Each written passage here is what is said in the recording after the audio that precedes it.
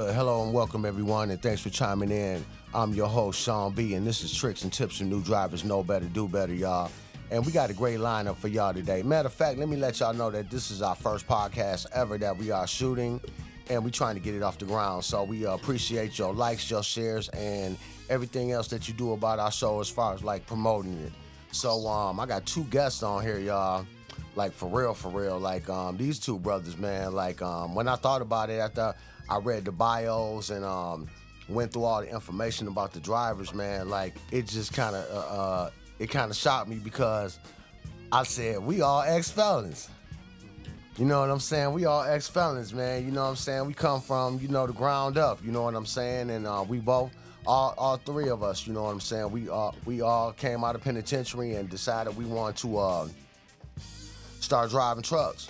And that's what we did, and we've been doing it ever since, you know what I'm saying? So I want to introduce you to the guest that's on this podcast. The first guy I want to introduce you to is he goes by the name of Tory, you know what I'm saying? So, but anyway, the Tory Beckford, you know what I'm saying, aka Bag Z, 39 years of age, ex-felon, you know what I'm saying, turned entrepreneur, owns Beckford Trucking LLC out of Atlanta, Georgia, by the way of West Palm Beach, Florida. Did 10 years in prison, 2006 to 2016. Been driving ever since he got out of prison. He did dry van, reefer, flatbed, touched all 48 states, and he in the Million Mile Club, y'all. Founder of Traffic Life clothing brands for trucker apparel. Welcome, my brother. Thank you, man. Thank you so much, man, for being on the show, bro. Yo, I appreciate you for having me, bro. It's really, truly an honor to be a part of the podcast, man. For sure. That's what's up, man. Now I want to introduce this other brother to you, man. He's a brother from another mother, man. I've been knowing this brother. I've been rocking with him for a while, y'all. I call him Storm and Norman, you know what I'm saying? Because he's an official DJ. That's what he do on the side when he not driving trucks. But he been driving trucks for about 20 years, coast to coast, before entering into the transportation industry. Was a factory worker, dead end job, wasn't going nowhere, looking for full time employment. He didn't find it there, so he decided to check out trucking into the trucking industry. And guess what? He been doing it ever since, y'all. You know what I'm saying? This brother did some time too. You know what I'm saying? This brother did time come out of penitentiary too as well, man. So I want to welcome you to the podcast, Norman. Man, I appreciate you having me, man. It's good to be here. Blessed to be free and doing what you want to do. Exactly. You know what I'm saying? So let's get into this podcast, man. You know what I'm saying? Like, I'm gonna let y'all chime off of each other, whatever, man. Like, I'm gonna start with you, Tori. Like, what brought you into what made you want to get your CDLs, man? You know what I'm saying? Especially coming out of penitentiary, did you go straight into it, or did you kind of mess around with other jobs and stuff before you even thought about getting touching that CDLs?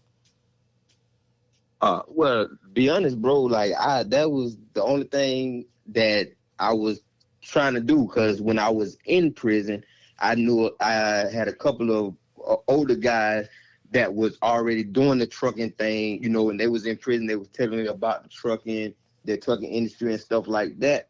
And that inspired me. So I was doing research on the trucking and stuff before I even got out of prison. So that I always knew that I wanted to have something that was not micromanaged. Like, after being you guys know, after being in penitentiary, being in chain gang, and people telling you when to sleep, when to wake up, when to eat, when to talk, I just didn't want that type of authority over me like that. I didn't want nobody over my shoulder all the time telling me this and micromanaging. So I just knew that the trucking industry, even still, because you out on the road by yourself, nobody's over your shoulder. As long as getting that load there on time, it's pretty much you. So that was my real main reason for wanting to do trucking, because I didn't want.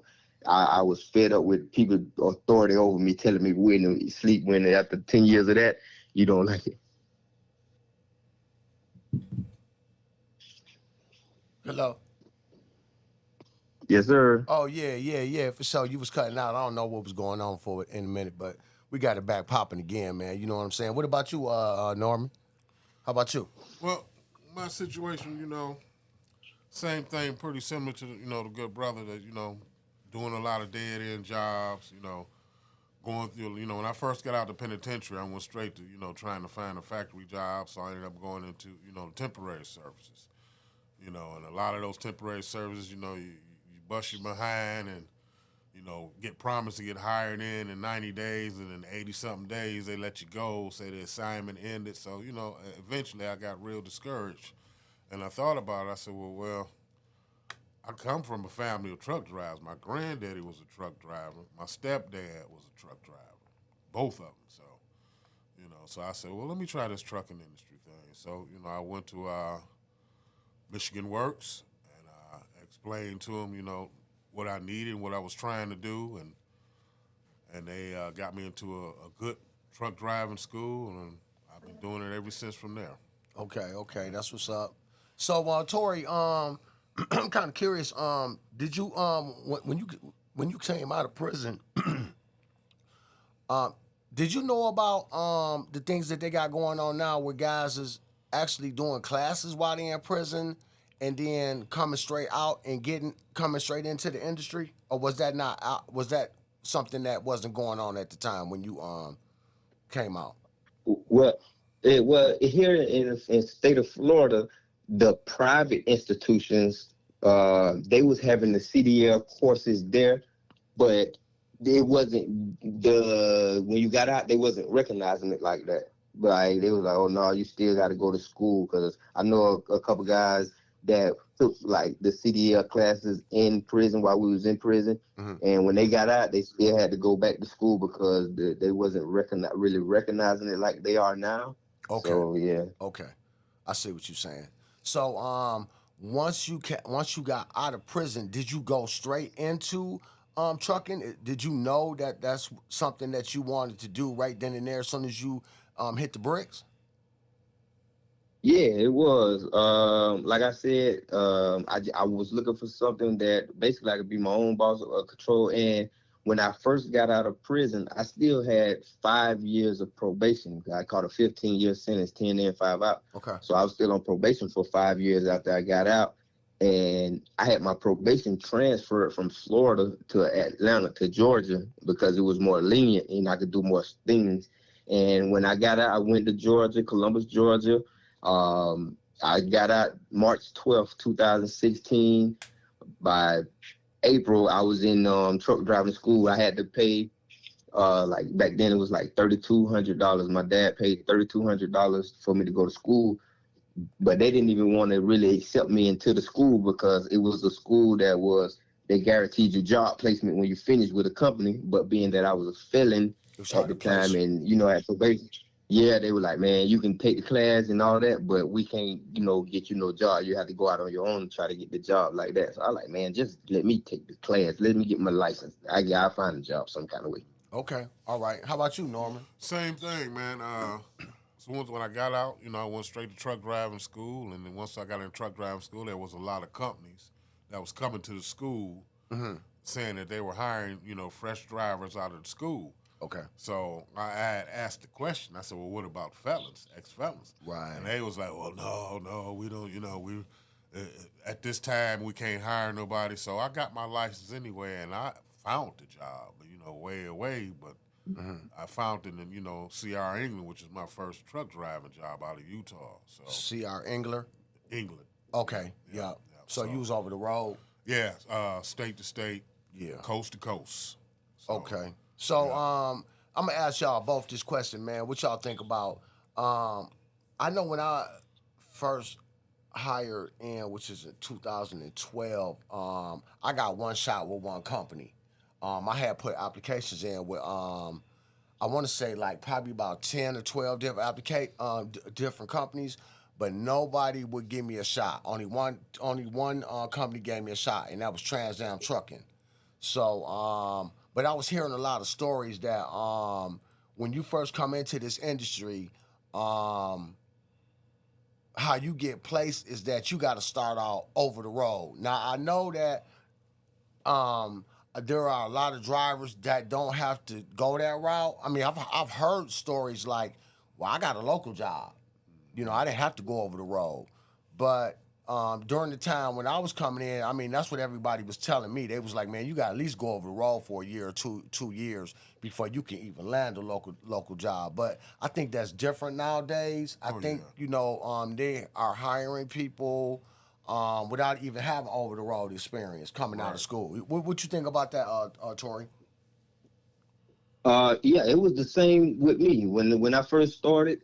Every company they required 1 year minimum OTR experience before they even let you come local.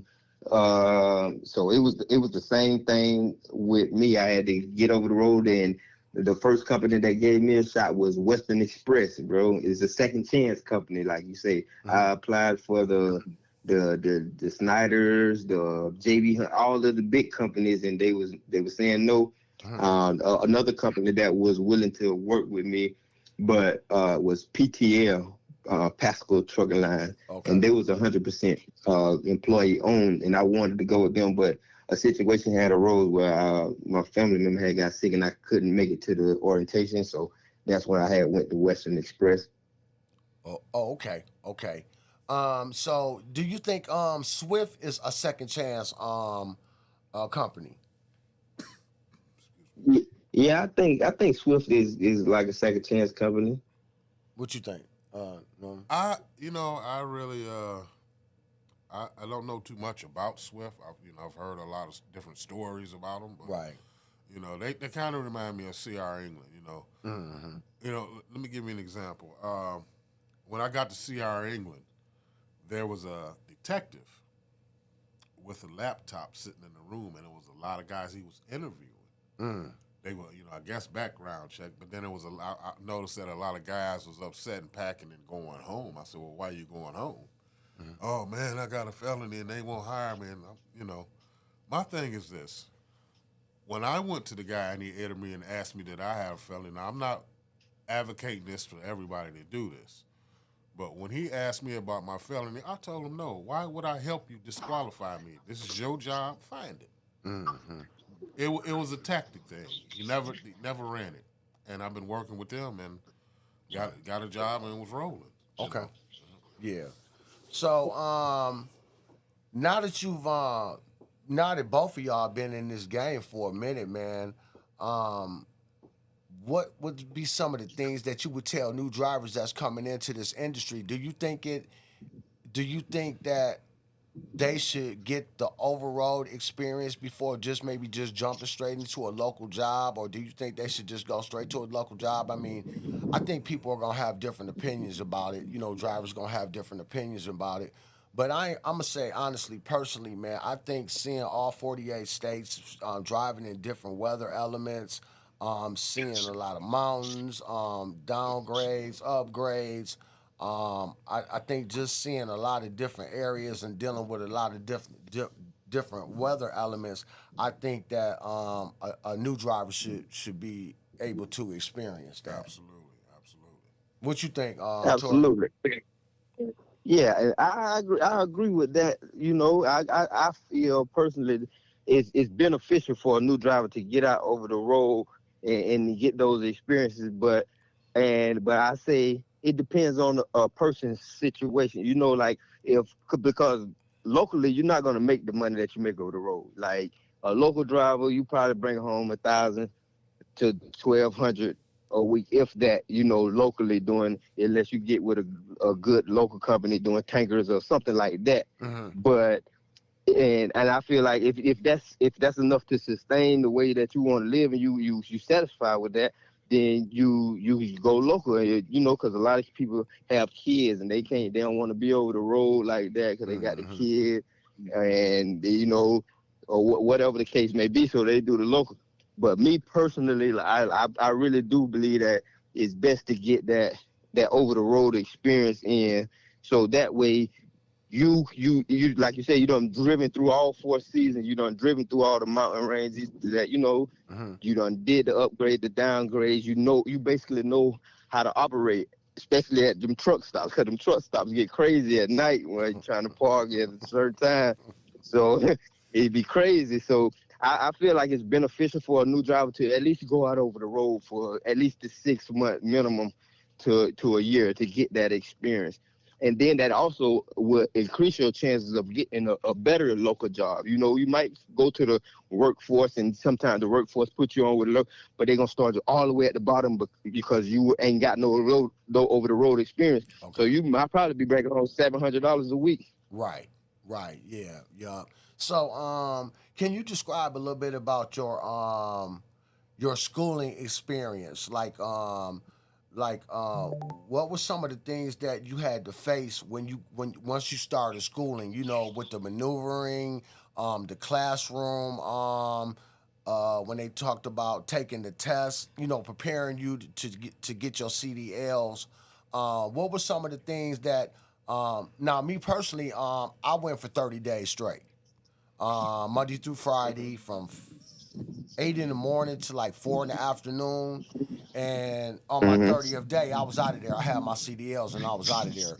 But can you describe, like for somebody that was thinking about getting their CDLs, you know, having to go to school, having to deal with the things that they train you on, you like some of the things that you can look forward to having to deal with when it comes to going to school first before you even get your CDLs? Can you kind of describe a little bit of how you went through? You know, like was you in a classroom setting?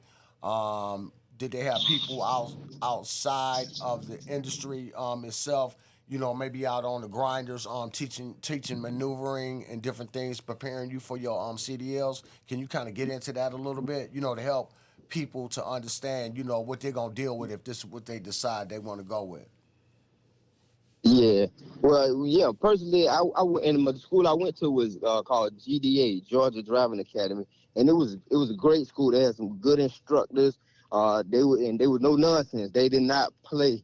Um, and how it was, the first thing is you're gonna kind of get intimidated when they start talking about that pre-trip, where you have to go up under the hood and name every part Oh yeah. and say it a specific way, not bent, not broke, not cracked, not fractured. And there's so many things that you have to remember. So you probably gonna be like, I'm never gonna remember all of this stuff. Like, and never the wording, that the way that you have to say it, Hmm. it might intimidate you. But the thing is, they go over it so much. Because when I found, like, man, there's no way in hell that I'm gonna remember all this stuff when it's time for me to take this test. So, but they go over it so much. They drill it in you so much every day. And then my advice to the younger ones or the new truckers is do it on your own as well. Don't just wait for them to go over it, because then you can go out there and just practice that pre-trip yourself, just going over it, getting the wording correct and saying everything the right way. So that way, you know, you get that you taking the initiative. You know what I mean? You're taking that initiative to learn it, Hmm. because I feel like just like anything in life, if you want it bad enough, you're gonna do what it takes to get it. Like, That's right. Exactly. and and and with the maneuvering, it was certain ways that they taught us to. Okay, they tied like a little rope on the middle of the landing gears thing. There was a rope in the middle. So when we was doing the offset backing or the 90 degree, they say, okay, look at this rope. It's in the middle. Once it hit the middle of your the turn, Hmm. then you start turning your wheel the other way. So the little things like that helped to get you adjusted to the maneuvering part. But Hmm. my most important thing, or the most encouraging, is do not be intimidated by that pre-trip, because it gets scary. Oh, okay, Yeah. for sure, for sure. What you think, Norman? You know, same thing. That the pre-trip, yeah, that was very intimidating. But you know, once you got through it, and then once it made sense to you, Hmm. you know, Yeah. it was cool. You know, Okay. thank God that I had, we had some cool trainers, but they were serious, and they could tell if you was on some BS about learning, learning what you need to know. Hmm. And yeah, man, when I did that test, that first test with that pre-trip, man, oh, yeah, it was rough, but I got through it. I didn't think I was gonna remember it all, but I did. I Right. did. And then, got to the maneuvering and road test. It was on from there. So Hmm.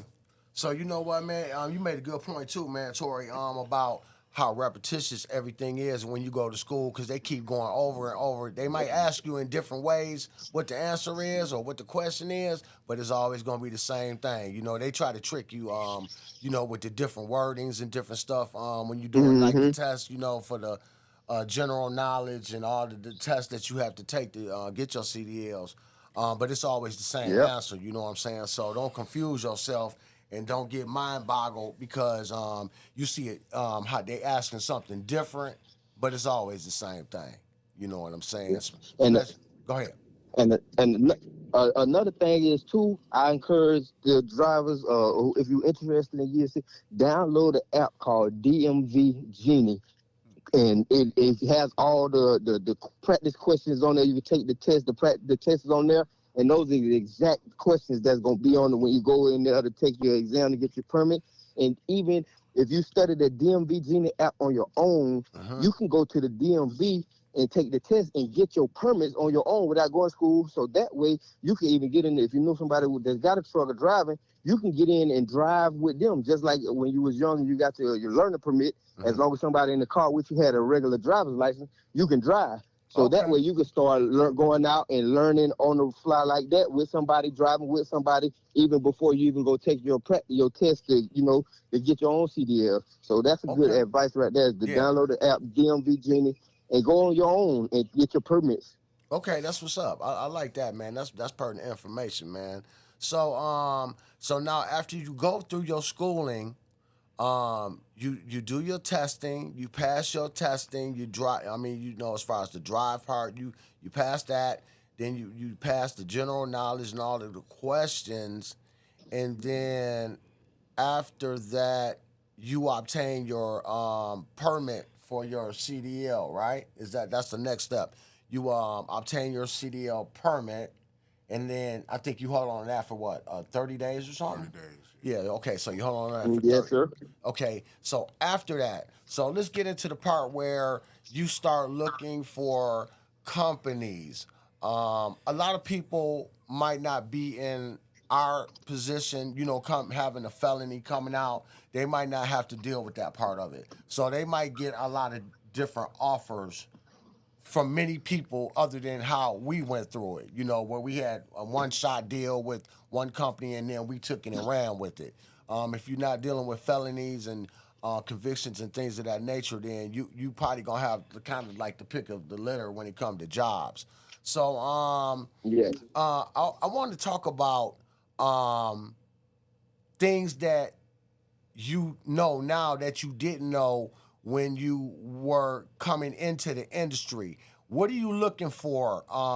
See, you can Uh, tell me what you're looking for now because you in it, you've been in it. But being fresh in it, you got a lot of people hollering at you. Oh man, you gonna make this here, and you gonna do this, and you gonna do all. They gonna promise you, all these recruiters, because they trying to get you in there to make money off of you. mhm. So Mhm. what are you looking for as a driver? Because I think everybody has specific things. Some people might not want to be out 3 4 weeks at a time. I mean, being over the road, that's hard not to do. Because when I started driving, I stayed out for a year. Never, I never came home. I did my home times other places other than where I lived at. But Mhm. I went straight into lease operator. And the problem with me going straight into lease operator was that every time I decided I wanted to take off for 3 or 4 days, when I came back out on the road, I was in the hole. Yeah. I was in the hole. So that made me feel some type of way, because I felt like I was staying out here, I was doing my job, and now I want to go home for 3 or 4 days, and then I come back off of my 3 or 4 days, and then I go back out driving again. I'm in the hole. I owe. But see, if I had to came out, but see, here's the difference. If I would have came in as a company driver, I wouldn't have been in the hole. You see what I'm saying? Yep. But I decided I wanted to go big or go home, so I went lease operator. But I found out that going home for a couple days, that could be a highly mistake. Yes, it is. Yeah. That's Yeah. I'm just giving information to new drivers because you may Yeah. have in your mind like, oh, I want my own truck and I want this and off the jump. I suggest that's I'm giving you my personal suggestion. When you come out here, be a company driver. Just see what it's like. See how much fuel is being put into that truck. Take a look at some of those repair bills that the company is paying on your behalf as a driver and not coming out of your pocket. Take a look at all of Yes. those things that's going on. Kind of soak that up for a minute, maybe about a year or 2 years. Soak that up for a minute, Yeah. and then maybe to make a decision on if you might want to be a owner operator or a lease operator. Kind of get familiarized with what's really going on out here, because this money got to get paid. These bills got to get paid. So if you want to come Yeah. right out here and take on that responsibility, and you got a family at home that's depending on you to send money home for rent, lights, gas, food, and all of that, and you getting caught up because you in the hole, that's gonna be a problem. So if you come out as a Yeah. company driver, you ain't got to deal with that. But what y'all think about that? Uh, well, me, I agree. I feel as if you should learn. You got to learn what it is that you're trying to do first. Like you got to learn the industry. So when you fresh out and you don't really know, you don't know the lanes. You don't know which lane is paying the money. You don't know where to run to, where the money is, where the fuel's cheap. You don't know these type of things when you first coming out. So, and I kind of had that experience myself, even though I was a company driver, I started training and doing the lease purchase. I was leasing and I'm thinking, okay, yeah, I know this, I could do this. But man, like you said, you have to learn the industry first. Like you don't want to just jump straight out of here because in your contract, when you lease with these companies, a lot of these companies have in that contract where they're not even really trying to let you get that truck at the end of the contract. They're gonna give just enough that you can make those payments, and then when you get closer to the end of that, they're gonna start either declining your loads, giving you less loads, or they're gonna hit you with a balloon payment at the end. But so when you first, my advice for a new driver when you first coming out is to learn the industry, be a year out on the road, company driver, learn. Like you say, look at those receipts when you got to go to the TAs and Petros and get them repairs done. Look at all of that. And then you'll see. Yeah, you'll see if you really want to dive into that. You know what I'm saying? Especially if you got family you got to take care of at home, man. Now, if you solo by yourself and you don't have all them extra responsibilities, then it's you can take a chance. You know what I'm saying? But if you got Yeah, other people depending on you, you know what I'm saying? Then it could be a problem yeah, because if you in the hole for 2 or 3 weeks. But what you think, Norman? I mean, man, it depends. You got to do your research first and foremost. Whatever you decide to do, and I can't stress the new drivers enough. Stay away from those cash advances. Stay away from them, because you will end up in the hole real quick. And as far as for the lease purchase, now there's some decent lease purchase out there, but I was always told by an elder that you never lease purchase from the company that you're actually working for. That's what I was told years ago. So you lease purchase from a company that's doing that, but they have nothing involved invested in the way you Yes. working at. Yeah, because like you said, a lot of companies, when you lease purchase from the company that you're actually working for, then that can be a problem. It's already kind of set up for you to fail. You know, Okay. if you can do it as far as from a finance company getting a truck like that way, then you have a good shot. And then don't get me wrong, there are some trucker companies that offer a dollar buyout at the end of the lease. Which is not bad, but who's to say what condition that truck is going to be in? Because I promise you, they're going to try to run your dick in the dirt. So, Yeah. that's real talk. Yeah. They're For going to sure. run you hard. I mean, real hard, especially on the lease purchase. And then you also got to figure out, do you want do it by miles or percentage? Okay. Me personally, I prefer percentage. Percentage. How about Percentage you, of the yes, load. Tori? yes. No, Man, yeah, I would never let's get drive into for the that, bro. miles again.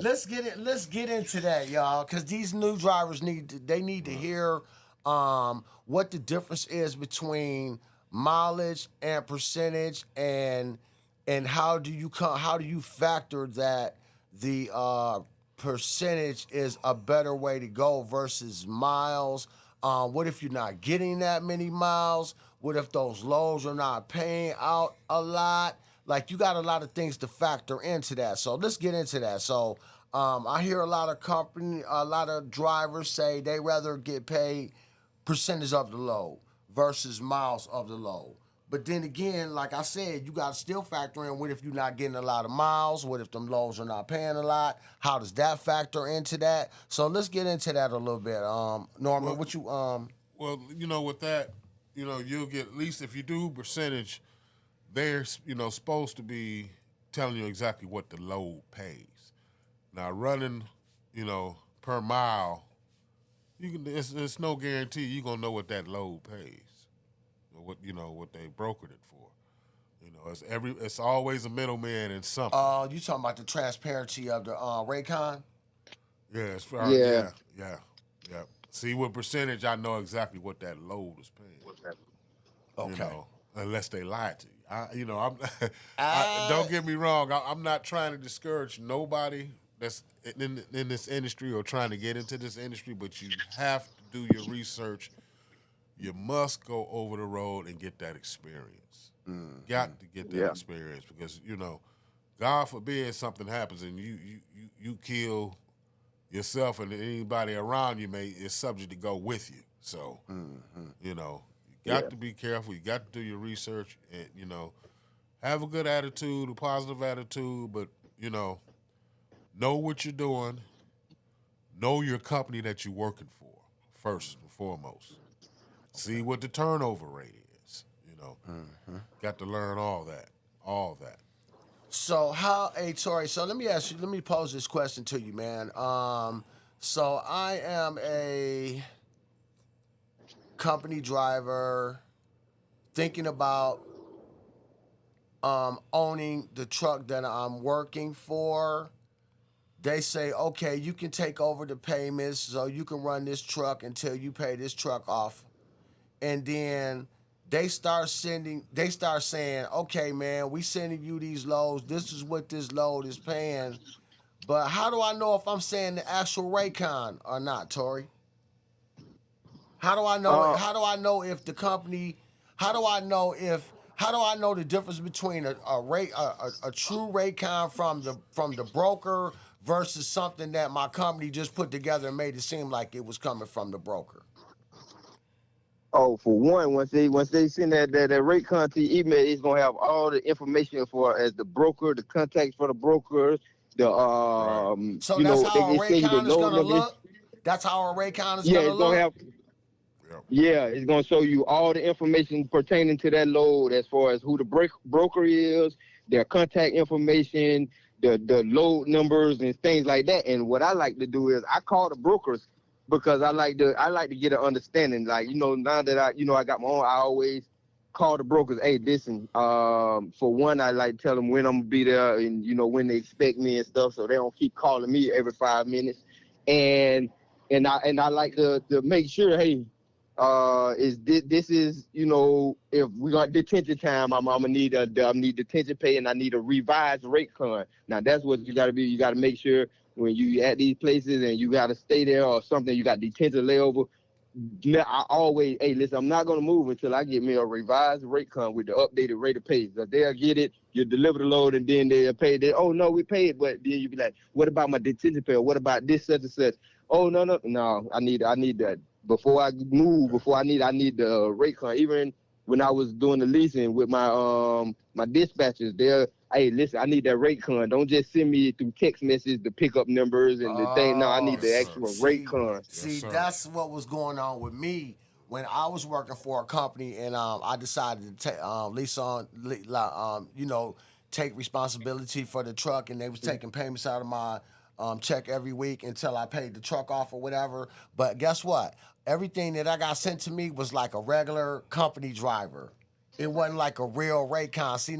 See, you raising my question. You know, you raising information now because I could never tell what the difference was between a true Raycon or versus saying my company saying this is what they Getting said that the dispatched. rate is. Right. Yeah. You know what I'm saying? So that's just food for thought. You know what I'm saying? That's why it's important to put some time in driving and kind of getting a feel for what this industry is about. Because if you jump straight into it, you'll miss all of this type of information about Raycons, true Raycons versus a company distorting the true Raycon and turning it into their own personal Raycon because they took a cut out of it too. You know what I'm saying? Because everybody is taking cuts out of Raycons. Yeah. You know what I'm saying? So Yeah. you definitely want to be on top of your game. You don't want to be getting peeled back every time you look up. You know what I'm saying? They getting you here, they getting you Yeah. over there. You know, things of that nature. So And never after be scared to call the broker. Exactly. Never be scared to call that broker. Okay. You call that broker and confirm it. Hey, this the rate for this and this was, yeah. okay, that's what's up.